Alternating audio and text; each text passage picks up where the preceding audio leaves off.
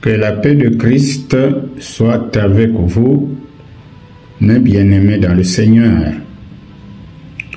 Notre sujet de prière de la semaine est tiré du psaume 103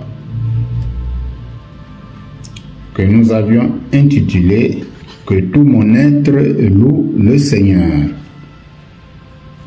Ce psaume commence par une parole merveilleuse que nous pouvons lire au verset 1 et 2. Que tout mon être loue l'Éternel sans oublier aucun de ses bienfaits. Cette louange célèbre la grâce de Dieu qui pardonne et restaure le pécheur repentant. Le psalmiste, quant à lui, en a éprouvé les effets de cette grâce divine. Cet hymne de louange nous invite à la reconnaissance au Dieu créateur, dont la sainteté est son caractère. Dieu mérite notre reconnaissance car il est compatissant à notre état de déchéance. Il est miséricordieux car il est toujours prêt à pardonner celui qui se détourne de son péché. À cause de sa grâce infinie, notre Dieu inspire adoration, une adoration reconnaissante pour tous ses bienfaits. Aussi Dieu nous comble-t-il de bonheur ici-bas, d'où nous avons à le bénir de tout temps. Les bienfaits énumérés dans ce cantique sont tous spirituels, car c'est là que se révèle la bonté essentielle du Seigneur par le pardon des péchés et la délivrance de toutes sortes.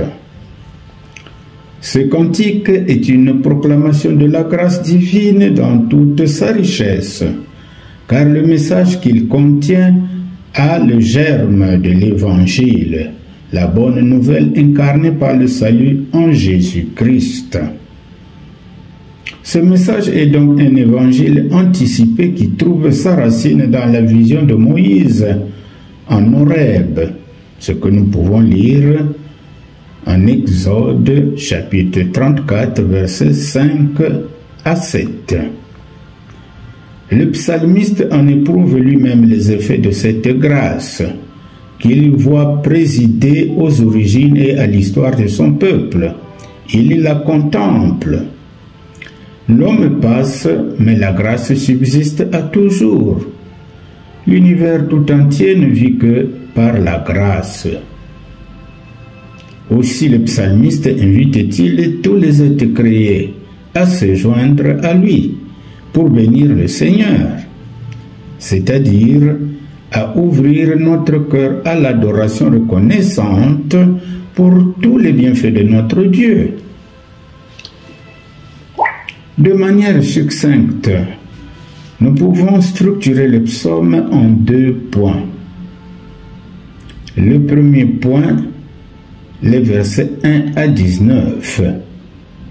Que mon être loue l'Éternel. La louange sied à tout être humain qui marche dans l'intégrité. Elle peut être individuelle ou collective.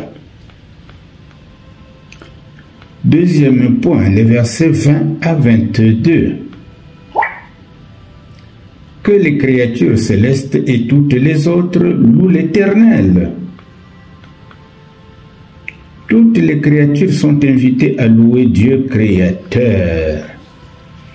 Voilà mes bien-aimés, le message contenu dans ce psaume, le psaume 103 qui est un psaume de louange. Quelle est notre pensée du jour? L'être humain, créé à l'image et à la ressemblance de Dieu, doit son existence au Dieu créateur, à qui il est tenu de rendre grâce sans discontinu, mais aussi de marcher sous sa dépendance pour bénéficier de ses bienfaits. La foi au Christ Sauveur et la fidélité au Seigneur restent les conditions d'accès au royaume de Dieu. Voilà, mes bien-aimés, en quelques mots, le contenu du psaume 103. À présent, prions le psaume avec le titre que tout mon être loue le Seigneur. Le même titre que nous avions donné au psaume. Prions. Seigneur mon Dieu, du plus profond de mon cœur, je veux te bénir. Que tout ce que je suis, mon âme, mon esprit, mon corps, s'unissent pour t'adorer et proclamer tes merveilles. Tu es le Dieu qui pardonne toutes mes fautes, qui guérit mes blessures visibles et invisibles.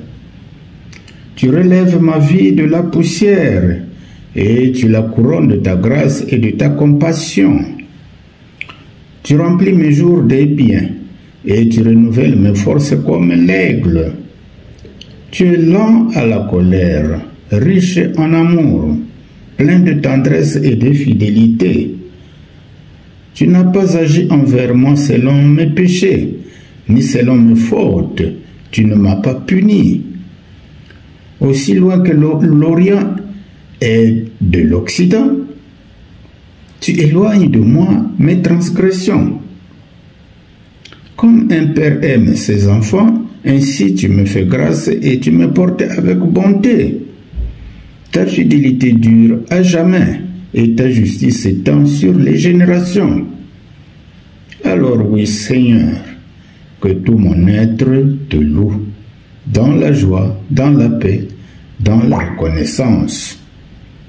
Je me prosterne devant toi, car tu es digne, ô Dieu de gloire, d'honneur et de louange pour les siècles des siècles. Amen.